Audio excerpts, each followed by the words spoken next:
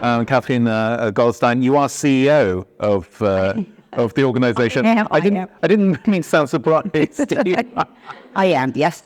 And you're not strictly on the creative side of the business, although you chose this particular kind of industry to work in, which is such a really kind of interesting one. There's an interesting tension there between kind of creativity and commerce, I think, in the line of business. I just want to read a very, very short kind of 4-line biog actually pulled from your website, which describes your mission, Norm Architects' mission, to re-centralize the built environment, which I think is a really great way of talking about well-being and the emotional effect that kind of spaces have.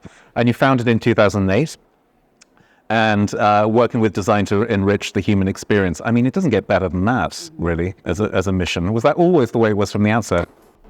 I think it has been, actually. Norm was founded back in, as you said, 2008, just before the financial crisis. And what we saw on the design scene at the time was that everything was more and more. So if anybody remembers 2008, and all respect for it, like the Dutch scene was obviously very, very, very visible at the time, which luckily it still is, but very colorful. We were burning off acrylics. We were like crazy. There was like Louis Vuitton was having logos all over. This is very, very like a more I guess vibe going through society at the time. And then obviously the financial crisis happened, and it was just a really, really good time for us to start talking about norms again. So again, basically back to basics. What is the bare essence of what we need? What is the bare essence of a home? What is the bare essence of an object? And taking it back to where our design tradition comes from. So it's not about being Scandinavian. It was actually more about basically peeling off everything unnecessary and then going back to the essence of why we're here and what we wanted to create at the time. Yeah, object spaces. When you are trained as an architect in Denmark, you usually learn how to draw a chair and a house. So it's all small scale, big scale. And then at some stage, obviously, you need to make a decision and decide what you want to do. But that's why we have classic gentlemen like Arne Jacobsen and other people that most people will know from mid-centuries doing both. So we have a lot of these projects where you'll go in and you'll see a space and actually discover that the objects within that space has been designed at the same time. And that's a very strong heritage, or a part of our heritage anyway. So when we started out, product design was the business model.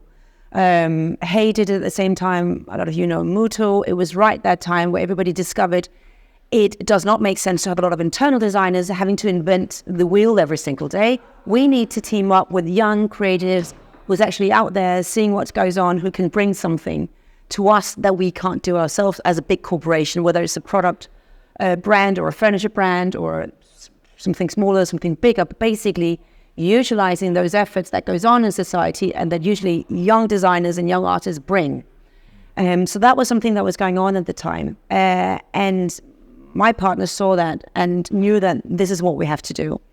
And if you ever try to design a piece of furniture and try to get it into a portfolio somewhere and you create this beautiful lamp or a chair or something, you know that making money on that is just really, really difficult.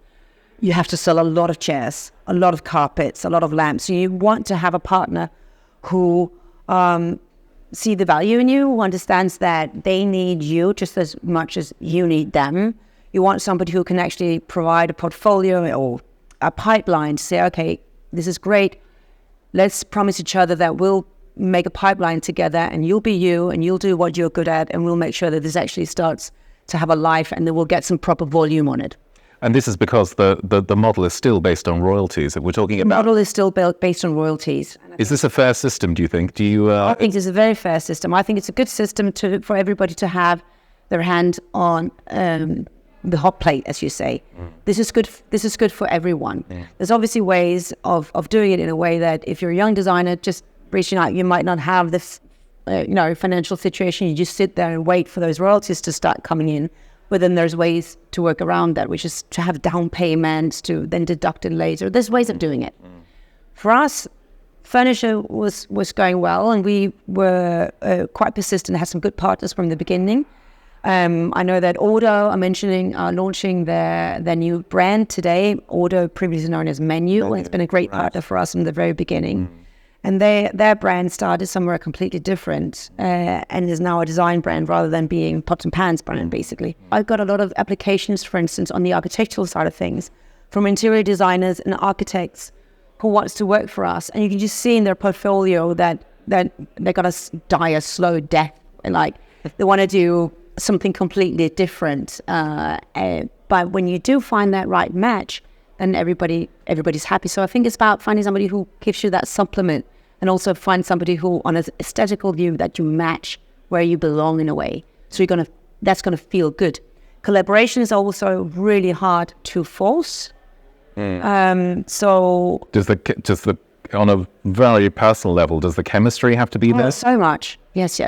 You're not going to be able to collaborate with anybody who you call it. You hate in some way, yeah. Not necessarily hate, but you also see things very differently. And I think we have a strong collaboration today with an American brand, Kaimuko. Keiji Akisawa is an architectural studio sitting in Tokyo. He's our local architect on everything we do in Japan. He's completely necessary. We wouldn't be able to work there if it wasn't for him. And we just see things the same way. And I think you feel that right away when you start a collaboration, regardless of what it is. Does this feel right? Am I comfortable? Does this match where we want to take this? Do we talk the same way about clients, about employees? Like,